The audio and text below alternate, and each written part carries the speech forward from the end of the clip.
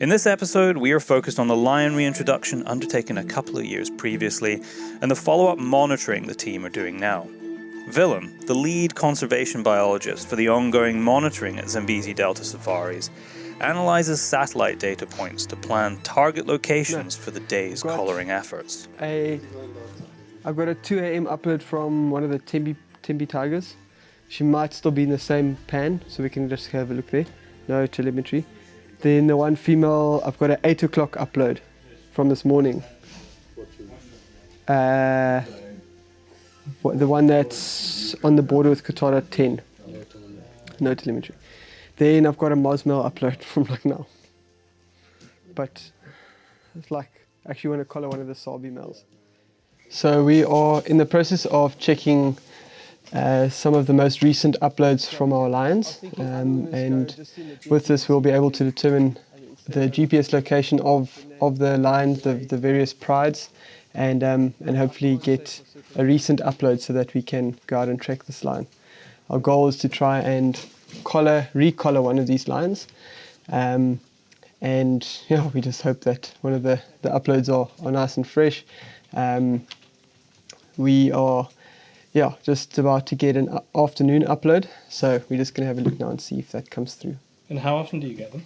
So with these collars, you can set the frequency at which the GPS uploads come through.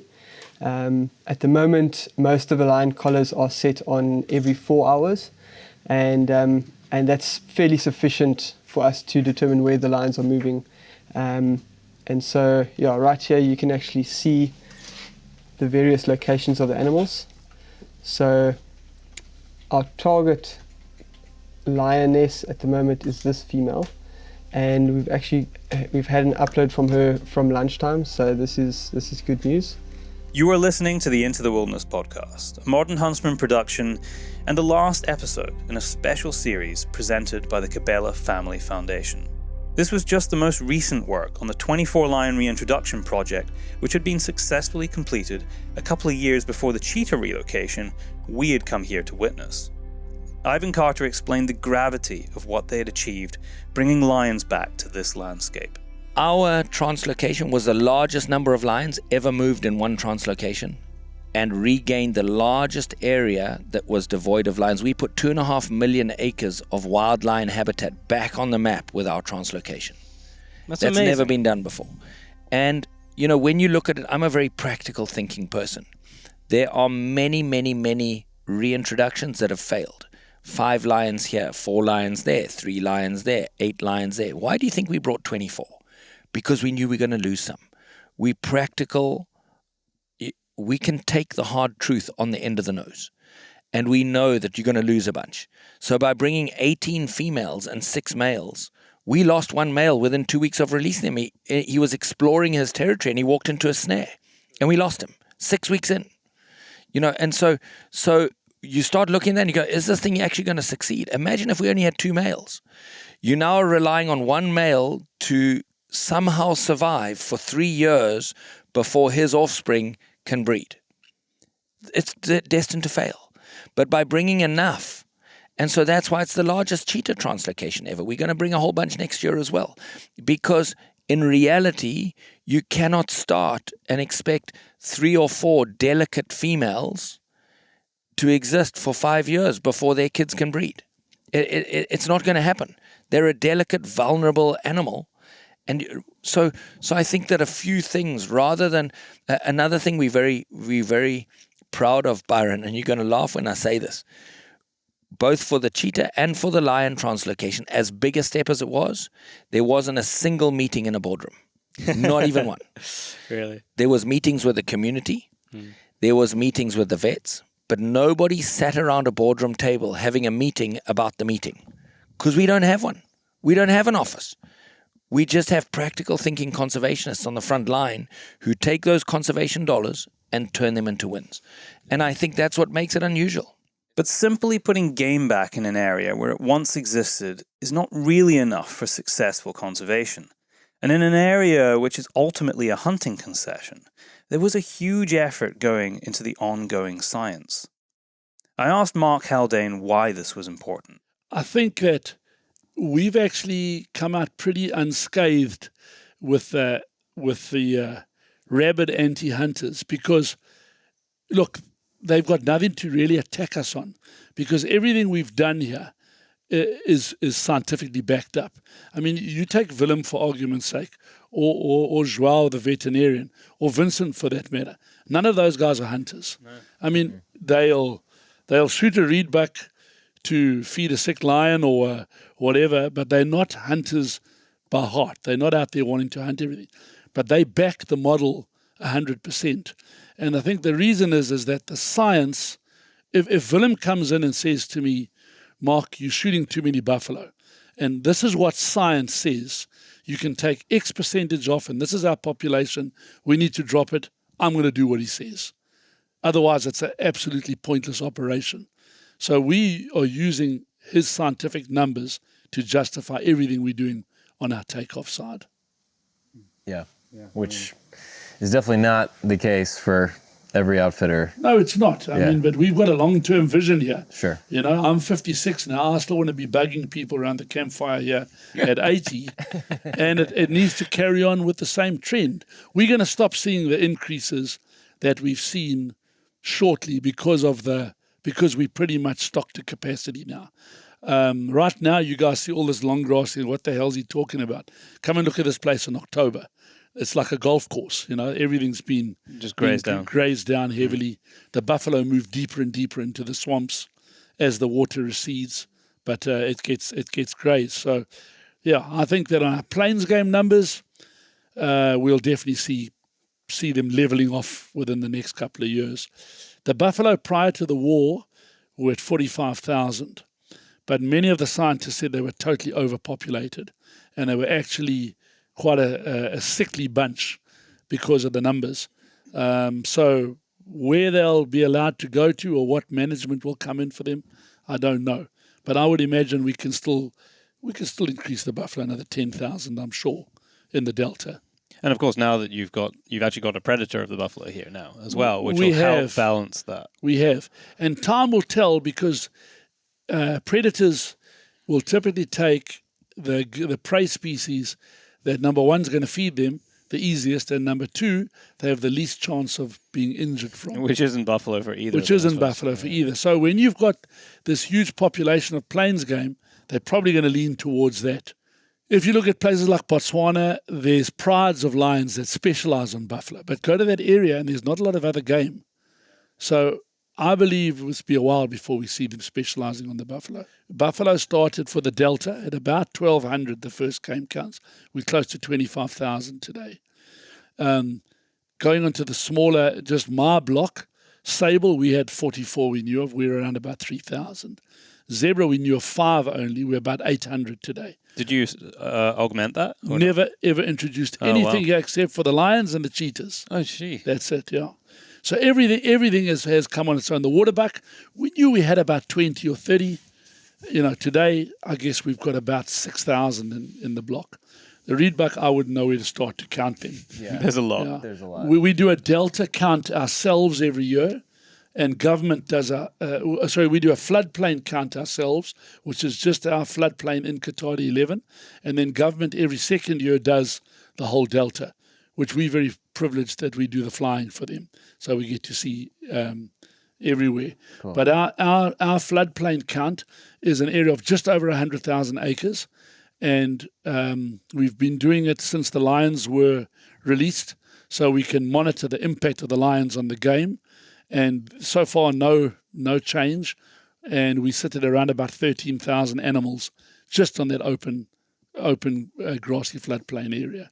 So it gives you a bit of an indication of where it is today. I guess the only thing that didn't come back on its own was the lions, and we've spoken about it for many years about lions, and I always put the brakes on to bring them back. Yeah. Is that because you were worried about the game population? Absolutely. Because that's your revenue. That's our revenue. That's how you sustain all of the stuff you've just been talking about. Yeah. That's how you pay for it. And I believe we waited for the right moment. Mm-hmm. When we brought the lions in, it was the time that our game was spilling out onto our neighboring areas, which I think is great. That's the way it should happen. But it was the right time. And we're now coming into the third year now, and our game numbers have held steady. So we believe it was the right time. After an unsuccessful attempt to collar a lion in the previous day, I set off again, sitting beside Dr. João Almeida in the back of the helicopter. As we flew towards the last GPS ping from the collar, he loaded his tranquilizing darts. Willem explained the logistics of pulling this off. It's an amazing feat of aviation. I mean, we had 3 helicopters in the sky today. You're tracking somebody with a dog. Like, explain that whole thing from getting up in the morning and saying, today we're collaring lions. It's quite difficult to explain, but We'll augment it with pictures. that will be quite helpful, I think. So, firstly, to explain the ecosystem, I think is probably the most important. See, this thing. is the scientist in him coming out. It's like you've jumped to the cool shit. Let's go back. We need to create ecosystems first for lions to exist in. You're right, Willem. Let's talk about ecosystems. So the Zambezi Delta ecosystem, the name says it. So it's a delta ecosystem. So it largely consists of a floodplain. The floodplain is basically grassland that is inundated with water for 6 to 8 months of the year.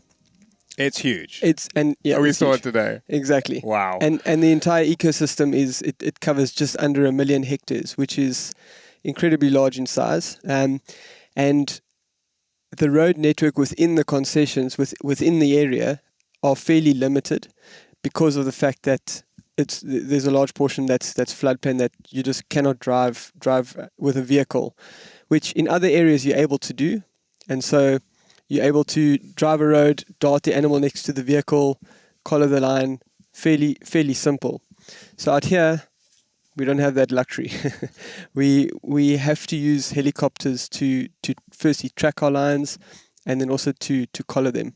And so we're very fortunate to have a few helicopters which we can use for tracking. We've got a Robinson 22, which is a small little thing. We call it the dung beetle. Well, because of how it moves around in the wind. I don't know if I'm allowed. You can. I don't know if I'm allowed to say this on on this channel, but it's kind of an inside joke. It's a dung beetle because you got to know your shit to fly it.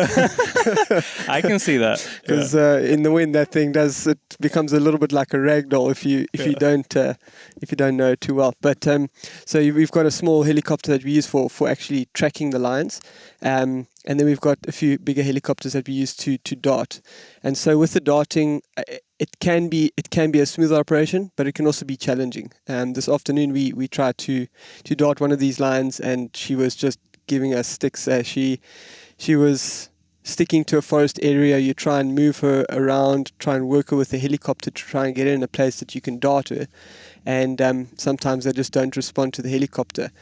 So even with the helicopters, you have challenges. But if I can put it in a general context of how we go about actually darting the lion is, if the lion has a GPS collar on her already, we can actually have a GPS position, a waypoint, and we can fly to that position, and we locate the individual that we need to dart to recollar or to put a new collar on. And with that, generally speaking, you've got one helicopter that's flying, that's searching for the lion, and that will do the darting. And you usually, this is a little bit more on the technical side, is you usually want to have the lion in a bit of a run so that you can dart it from the backside. I noticed that today. Yeah. Yeah. So and it's not easy. The lions are often running at full speed. The helicopter is following. Firstly, the pilot has to know his how to do it. He needs his shit. He needs to know his shit. Exactly. So exactly. I mean, the pilots you have here are just some of the most insanely good pilots. Exactly. The most insanely good pilots I've ever flown with. Yeah. So I must say, one of them does have roughly about 10,000 hours of flying time, which is quite a major milestone. Is that Peter Pilstein? Yeah. I believe that qualifies you as a master. Yes. In I forget who said that it takes 10,000 hours to. Oh yeah, of course, yeah, for anything. Yeah, for any. Wow. And also, when it comes to game work, it's almost less about particularly in the game capture, game darting industry, it's a lot more about knowing the animals, and being a good pilot, it kind of comes with time, but knowing the animals is probably the most important thing. Because you've got to be able to read them, yeah. Exactly. So if he knows, like, lions moving this direction, it's probably going to cut like that. Because you've got somebody out the back of the helicopter, the vet. Exactly. With his finger on the trigger, waiting for that tiny, tiny, tiny window to be able to put a dart in the back end of a lion. Exactly. And so fortunately, we've got a few pilots that are really experienced. And I'm going to name drop as well. Go for it. We've got an incredible vet that is based in Maputo, in Mozambique. His name is Dr. João Almeida, and he's done most of our darting and collaring of lions, elephants, and a bunch of other species as well. And he's just really confident. So he's the guy that sits behind the pilot, and he's darting out of the helicopter as the pilot's getting closer to that cat. Now there's a dude who's enthused by his job. I was watching him today in the helicopter and it's like, you love every second of this. Like, No, he does. you could see him savoring it. Yeah. And yeah, Joao's got a lot of Portuguese swagger for sure. Of course. You can't be in Mozambique without it. Yeah. I almost feel like he probably would have been like a high-end footballer if he wasn't doing this. Yeah, I asked him if he liked football. He goes, I would not be Portuguese if I did not. Well, there you go. Yeah. And then from that point, the dart goes off. It's a successful hit. What's next? Well, if it's a successful hit, you are pretty happy at that moment. Often the dart does end up missing the line. But to be fair, in the 4 collarings that have happened, 5 collarings in the last 3 days, he's hit every single one. Exactly. He has not missed since we've been He here. did miss one today, One but miss. we won't talk about that. But you've also darted an elephant. I mean, an elephant's pretty big, but Yeah. still, I mean, it's still difficult. Yeah, no, But an elephant as well. because you're moving in a moving Yeah. object. I or know you're trying in to a film helicopter. from one of those bloody things. It's like it's almost impossible. It's vibrating and swishing and No, it's very challenging. But so let's take the example of you've darted the animal. So the animal's been darted. It looks like a good dart. The dart's gone in the rump, in the leg somewhere, which means it's in the muscle. The drug inside the dart, it's a specific combination of drugs with a specific dosage. The dosage varies based on whether it's an adult, a youngster, a male or a female, and it's kind of more on the size of the animal. And so the dosage and the combination of drugs will take roughly, the one that Dr. João uses, it will take roughly around 6 to 8 minutes for the animal to fully be sedated. And so as you witnessed with the lion collarings, is what you end up doing is you would like that animal not to go and hide in a bush, because if that animal's not fully asleep, you have to walk in there and confront that animal on foot, which is not the safest thing to do. So ideally, what you would like to do, what the pilot's job is to try and circle around the lion and try and position the lion in a place where it's fairly open and it's minimal risk to the people on the ground walking in, if that makes sense. and this is why today it was really thick grass. I mean, some of it was like as high as our heads. You went in with some safety. Yes, we did. After João successfully darted the targeted male lion, we landed in the helicopter and moved in through the tall grasses, carefully edging towards where we'd seen him go down. João gave me the backstory of the lion, which now lay at our feet. Apart from the steady rise and fall of his chest, he lay motionless. Yet the immense power and grandeur of this animal was moving. So this lion and his brother, we assume his brother, a coalition of 2 males. We think about last year we got a report from a community in southern Mozambique. And about 2 lions walking amongst the community, and they killed 2 cows. And the people were really scared. Guys, just please really keep it down with this one. And Our team, actually our 2 Mozambique vets deployed that same night. They managed to dart the 2 lions. And then they drove him for about 5 hours to an enclosure where we have in Karingani Game Reserve, which is a partner, and he has enclosure for this type of situations. So we put the animals in the enclosure, not knowing what to do, and started making contacts and got in touch with the Zambezi Delta, told them about the story.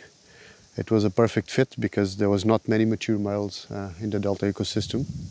And so with Ivan, we put together the translocation operation with the support of the Cabela Family Foundation, and released the 2 animals in November last year. And they're growing. They're together with females. They probably are gonna be the fathers of cubs. So it's a success story that doesn't happen a lot, and proves many theories wrong.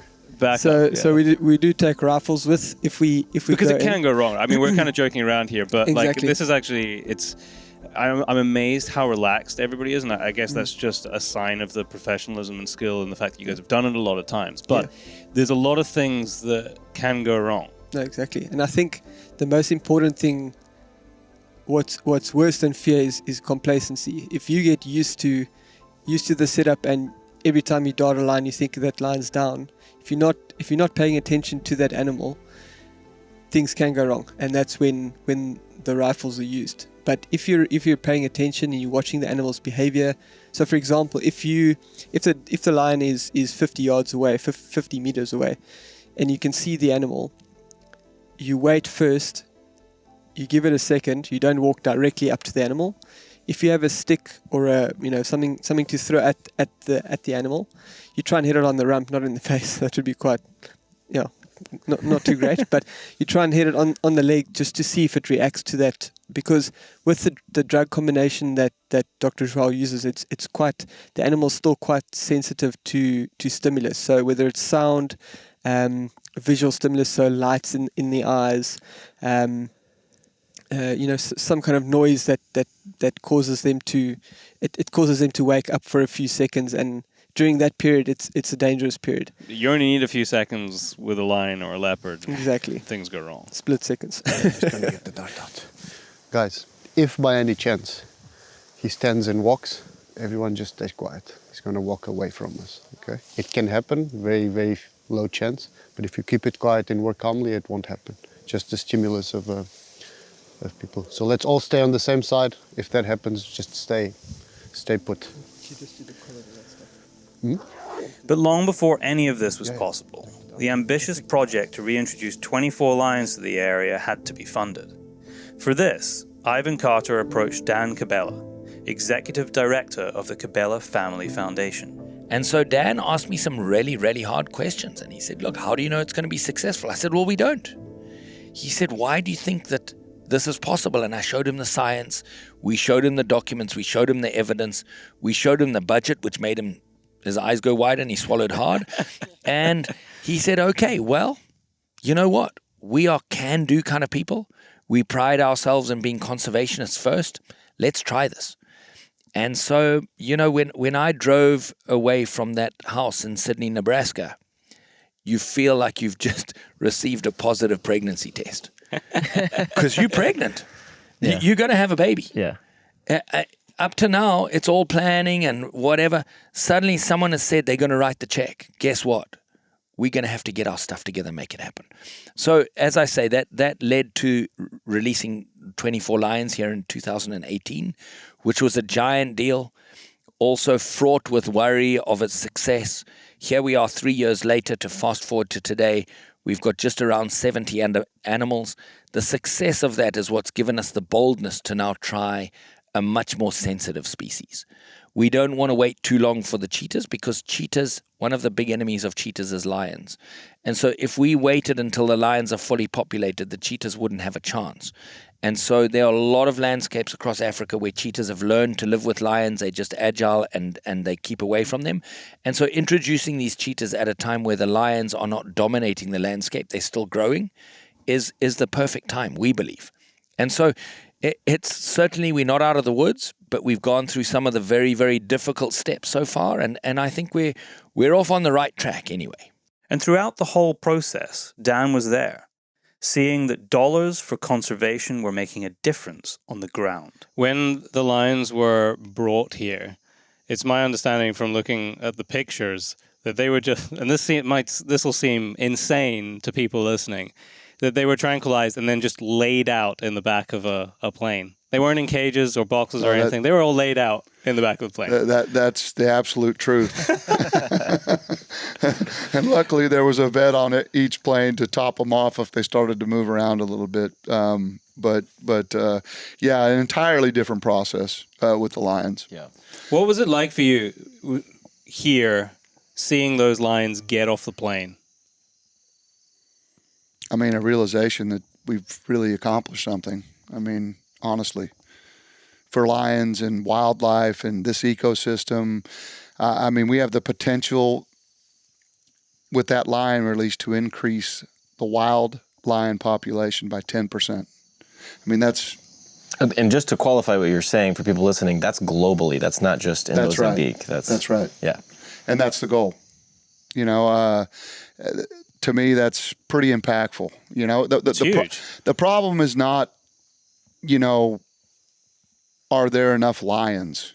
The problem is there enough space for lions? Yeah. And there's just really not a whole lot of places like this anymore. So it is so incredibly important to protect this ecosystem. And the daily work required to make this happen came sharply into focus just days after the first lions were released, as Mark told us. I mean, within a week of releasing the lions, the first lion was in a gin trap. I can't tell you how devastating it was, and how much more hands-on we became, and how we upped the anti-poaching. A lion would move in an area, the anti-poaching would immediately go to that area and sweep the area and make sure there was no poaching, and you know, so the lions are a lot more robust than cheetahs. I believe. I don't know a lot about cheetahs, and it's going to be a steep Good thing you've got Vincent there on call. Absolutely. Because there's a man who knows pretty much everything there is to know about cheetahs. So I think that right now we just got to batten down the hatches and make absolutely sure the cheetahs work. It's going to be a bit of a long haul. We've only got 4 females. Ideally, we'd like to have probably 8. So we hope to bring in a couple more in the future. And I think it'll probably be a good 5-year project to get them to where we want them. Both the cheetah and lion relocations here represented 2 of the largest conservation wins and range expansions in more than a generation. And yet there was something which felt a little odd about this.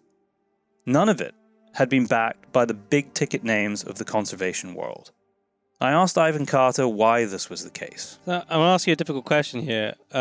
With all the massive NGOs that exist around the world that are focused on conservation and wildlife, why has it taken a family like the Cabelas to make something as amazing as this happen, where it hasn't happened before? You know, Byron, that's a really solid question. You know, our foundation, let me back out of this. Our foundation, our pay line is more wildlife and a healthier ecosystem. If your efforts are not leading to more wildlife and a healthier ecosystem, the cold, hard truth is that it's wasted time. And so if you phone an NGO and say, I would like to put money into pangolin conservation, and they say, yes, we do that. Can you show me how you are increasing the pangolin's home range and the number of pangolins in healthy ecosystems? If you get a silence on the end of the phone somebody else, because they need to know like that how their efforts are increasing landscapes. And unfortunately, Byron, the cold, hard truth of it is most NGOs have become a business where they're in the business of selling hope. They sell hope. Fear. And fear. Hope and fear. So the last blue whale is about to die. Send us your money and we will save them. Okay, how? Well, I don't know, sir, but send us your money and we'll save them. I'd like to know how, and show me your track record. Have your efforts result in more blue whales? Because you told me there's only one. Yeah. And so you can go round and round like that on just fill in the gap, whether it's a blue whale or you know, a golden jackal or whatever it might be. A lot of these NGOs focus on elephants or gorillas or whales or whatever. But really, when you ask the hard question, have your efforts led to more of those and more healthy landscape for them to live in, you get crickets on the end of the phone. Because protecting what exists now is not enough. No, I think because that's just holding the status quo at a really low baseline. it really is. And so if you look at what's happened in this area, if I show you the statistics of, I've just explained, 44 sable to over 3,500. That seems remarkable. It is. And it's taken, so we as a foundation put in about $650,000 into this landscape. Our major partner with that is the Cabela Family Foundation, who support all of the lion stuff, a proportion of the anti-poaching and all of that good stuff. They support the clinic, they support a bunch of the community stuff. But Byron, we don't have an office, neither does the Cabela Family Foundation. We don't have overheads, we have conservation return. And what I say is that we pride ourselves in a conservation return on your investment. And so the Cabela Family Foundation, what they've achieved here for Lion is the greatest win for Lion of every single NGO on the planet. It was an intense week on the ground for Tyler and I. So many conversations with incredible people. More information than we could possibly take in. And to do this in an ecosystem as rich as this was, is a great privilege. Aside from the lions and cheetah, there was another project underway that week. And this one took place at night, with the use of dogs. We were going to collar a leopard. Negative to Rocky, don't take the road. Just come directly to where you hear the hounds in that van. The grass is a little bit tall, but just drive about 400 meters, and you're still just 500 meters out from us. Okay, copy. So we're going to walk through the tree line and then into the van. So at 2 a.m. on the 5th night in camp, I was struggling to fall asleep in my tent when I hear radio chatter from the camp office. The houndsman and his team, who had left just on last light 7 hours earlier, had successfully treed a leopard.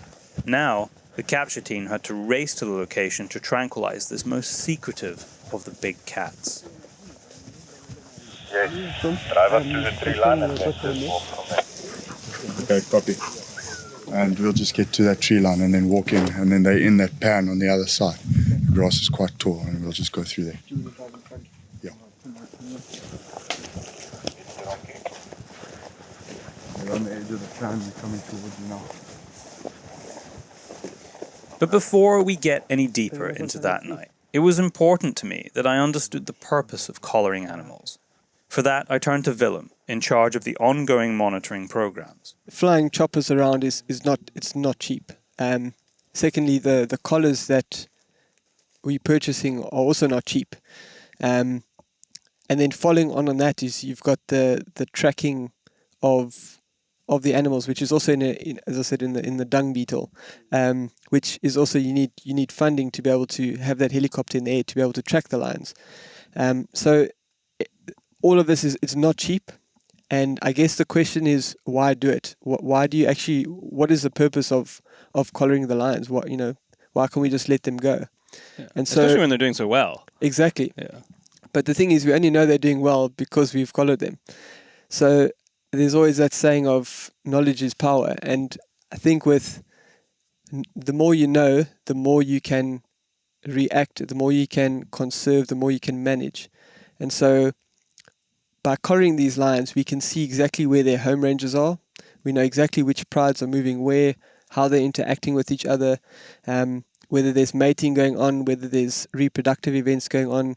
For example, if a female lioness is showing a star-shaped pattern, we know that lioness has got cubs.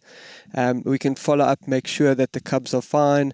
We've had, we could even follow a few events of infanticide, which is when another male lion comes in and kills the cubs of a female because it's not his.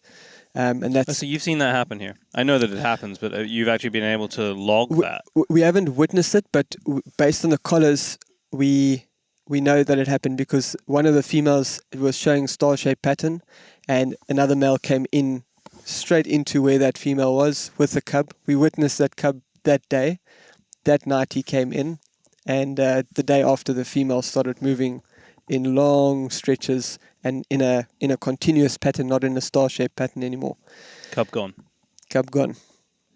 Amazing. And the incredible thing is you're able to tell this with some pings of data being Exactly. uploaded to the sky. Yeah, and following up as well. Yeah. So I think we from our side, we just keep praising the Cabela Family Foundation for funding the collars as well as the tracking, because without that, with such a vast landscape, it's, as I said, it's about 1 million hectares. That'd be impossible. It's, which I think, if my conversion is correct, I think it's just over 2 million acres. Yeah, it's about double, I think, per acres. Yeah.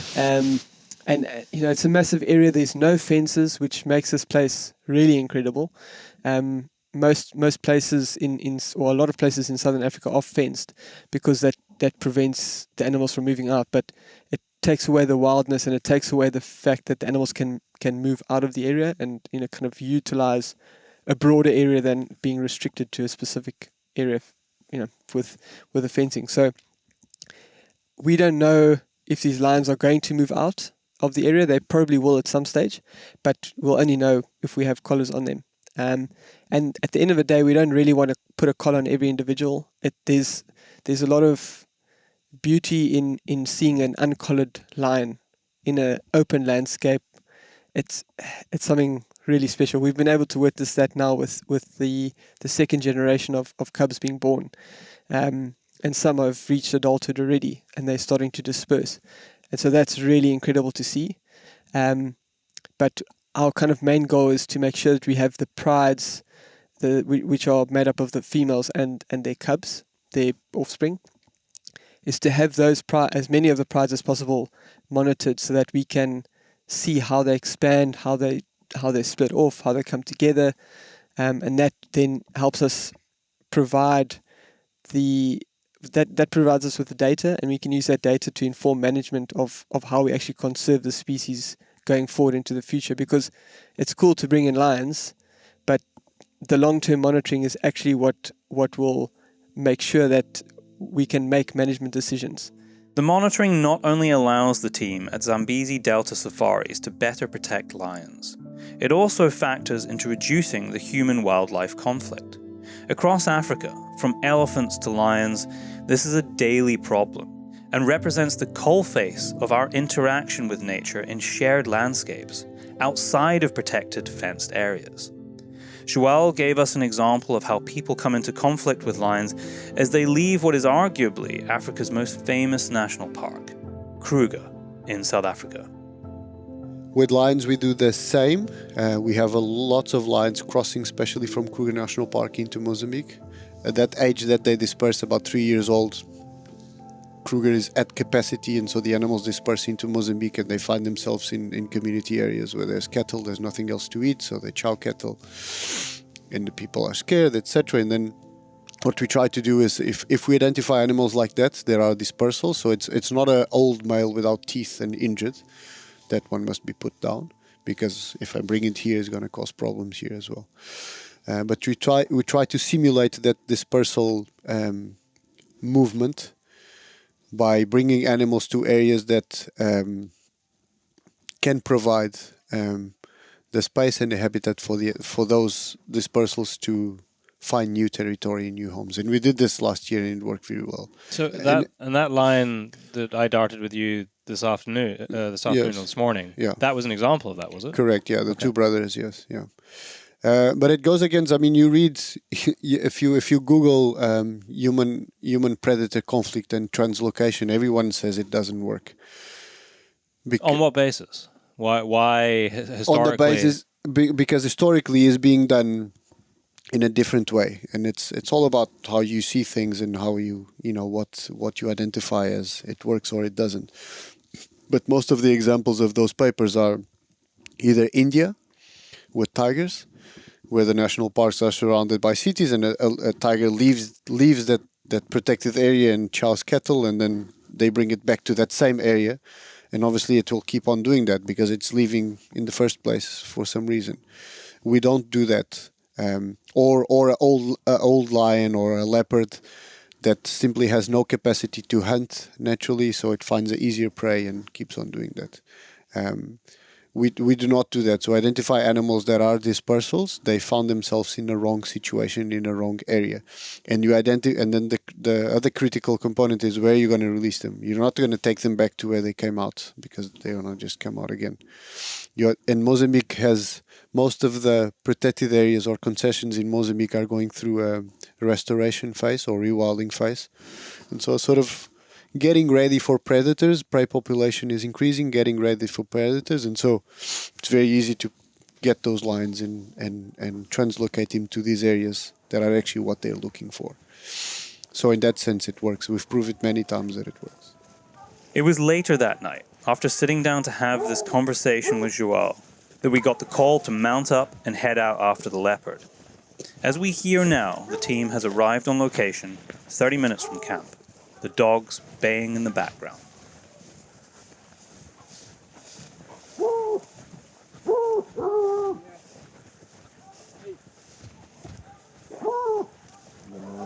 Okay, and plan of action as if the cat jumps. Yeah, so if the cat jumps, I think we'll have the best hounds with life. And then as soon as the cat jumps, then life must let the hounds go so that they can chase the cat. Okay. Run it down. And the rest of us just hold. Yeah, she's big. I'm guessing about 40 k's at least. When did you start running? I think we started about 11 o'clock. We found the track. Yeah. No, 10:30 we found the track. Jumped the first tree and then they chased her maybe about 80 yards. And then she climbed the second tree.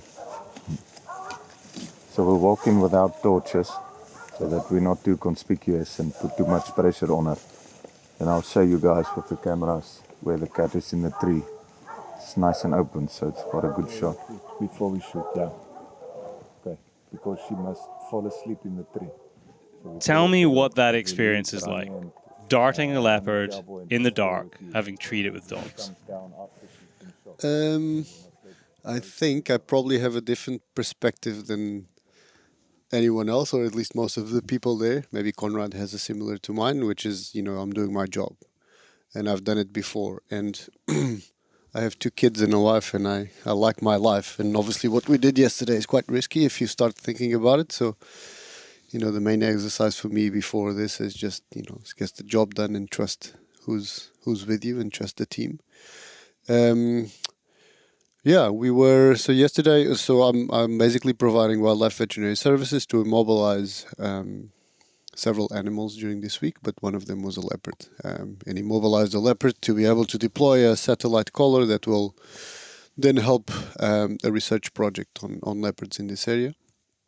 And the method we used, it's quite novel. I think we're probably the only people doing it, which is using a pack of tracking dogs to follow the tracks of leopards that are found during the night on the roads. And as the dogs start chasing the leopard, the instinct of the leopard is to climb a tree, and then it stays there. And so, once the leopard was on the tree, it's actually so because I'm saying this method, and I really enjoy this method because I've caught leopard in many other ways, but the most common way to catch leopards for this type of exercise is deploying cage traps. And you put a bait and you put a cage trap or several cage traps, and then the idea is that the leopard comes in and it actions a mechanism and gets trapped in the cage. But then it stresses a lot. It's in a cage, and then you approach with vehicles and it bites the cage, and sometimes you only check the cage the next day. And so what we did yesterday is, for me, by far the best method because it's quick. Wild animals are made to be able to deal with short moments of intense stress, which is what happened yesterday. But as the stress gets prolonged, for example, in cage traps, that's when animals the stress starts really having an implication in health. Once everyone had their orders, Joao, Conrad, and fellow filmmaker Keenan moved in closer to the leopard for the shot. Stood back from the tree about 70 meters, I focused on getting a wider angle with my camera, trying to capture both the dart and the leopard. With the commotion of the dogs still baying around us, the shot went off.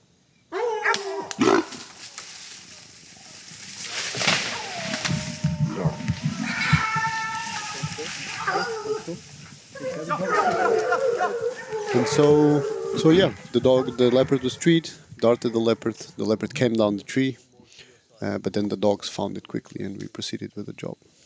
And then it actually went up another tree. Yes. Because yeah. there's a whole Correct, piece of yeah. logistics that needs to happen very quickly so Yes. that leopard doesn't hurt itself. Yeah, so it climbed up another tree. It was already feeling the drug when you saw it on the second tree. So then we grabbed a net, 3x3 net, with 5 guys on each around the net, and sort of tried to position the net so that when the cat falls on the net, not on the floor, because that could potentially kill him.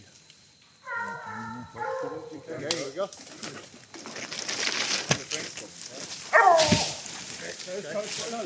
I think yesterday you wouldn't. It wasn't that high.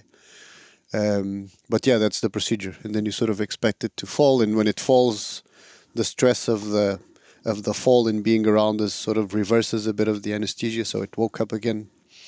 And then...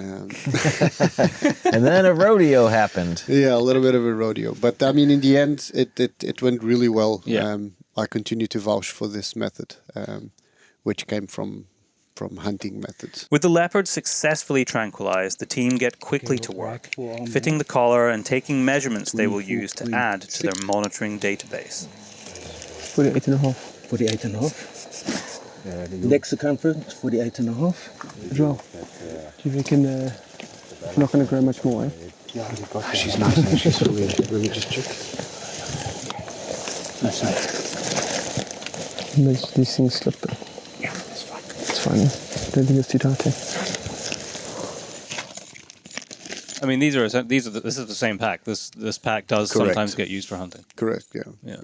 I mean, you alluded to the risk and danger of it, and we were kind of joking around a little bit, but just explain the gravity of this particular species, because it's not something you want to mess with or get wrong. No, and probably leopards are one of the very few, if not only, species that, if given the chance to run or to attack, they will normally choose to attack. That's why they're so... Yeah, I don't mess around with a leopard. I'd much rather work with lions in this type of situations than leopards. But I think it's just a bit overwhelming for the animal, the dogs, and for us, the dogs are our protection. And yeah, from all the work that Conrad has done over the years, he never had any people getting hurt. So It's amazing, just tells you considering how much he does it. Exactly, yeah. But you can tell he's a very skilled houndsman. Yeah. Is that what they get called here? Houndsman? Probably, yeah. Not even sure. I call him a Viking because that's what he looks like a Viking there with his spear. So I think the leopard fears Conrad, not the dogs. Yeah. We were joking about Game of Thrones, and I feel like for anyone listening who is familiar with Game of Thrones, I feel like Conrad would be House Bolton. Yes, yeah. Yes, exactly. yeah. What you're saying, yeah. I actually asked him for him to be present in the first 3 dates of my daughter. Just stay there in the That's corner right. with a spear. Yeah. Just looking. Time is up. Tap on the glass.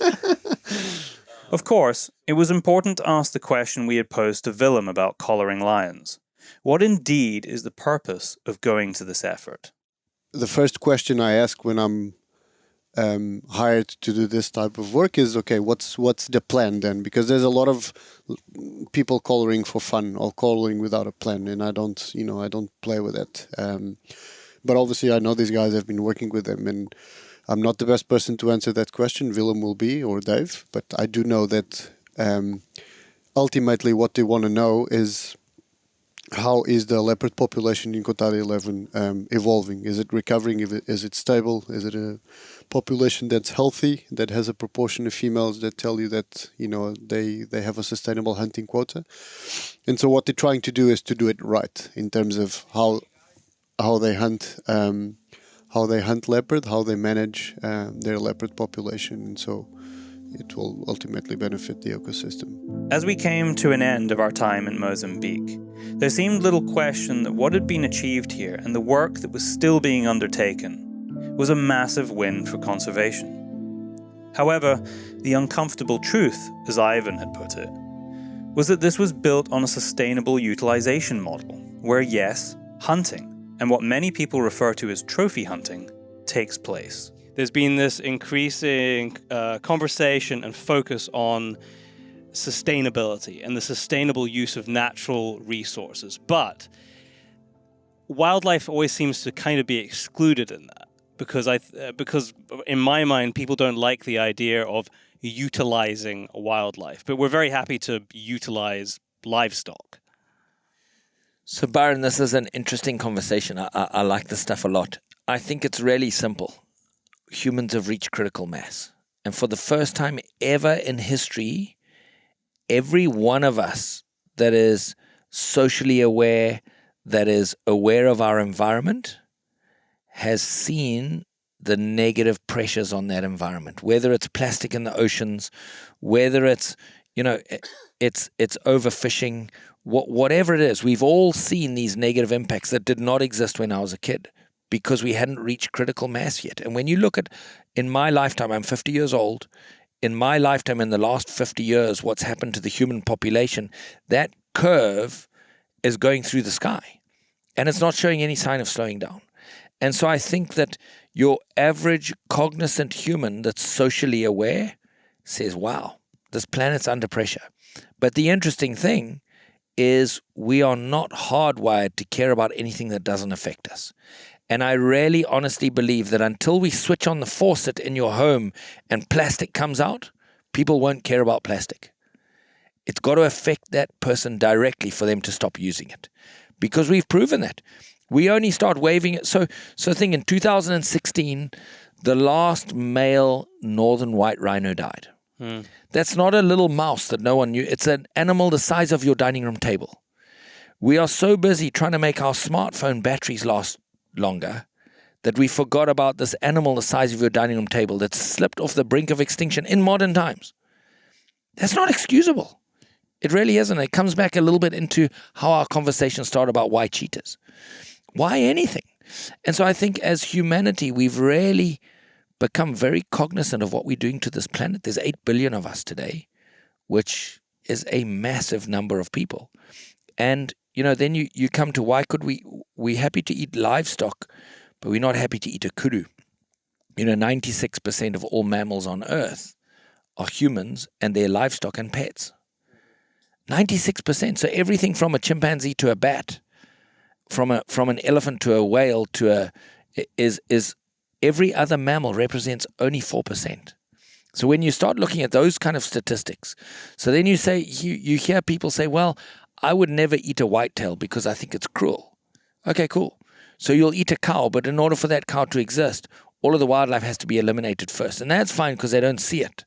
Then the cow. So because they feel like nothing's dying, there's no bloodshed for that, but that's living in blinkers. Yeah, and so the most common large animal on the planet is a cow.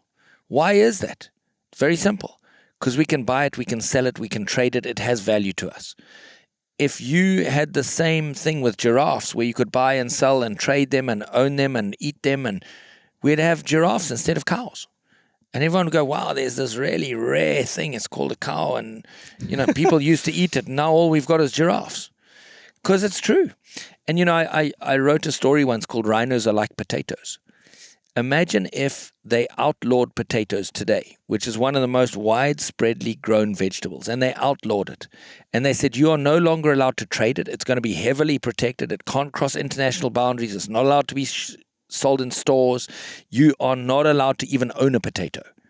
How quickly would the farmers who grow millions of potatoes stop growing potatoes? Today, they'd stop and they'd grow carrots. And in a very short space of time, potatoes would be endangered because they have no value. And that's exactly what's happened to the rhino. And so I think there's a lot of parallels, if you explain it through these analogies, that hopefully people can understand. Because rhino were brought back from the brink of extinction already once through trade. Now we're anti-trade and everyone's trying to get rid of their rhinos again because they're a liability instead of an asset.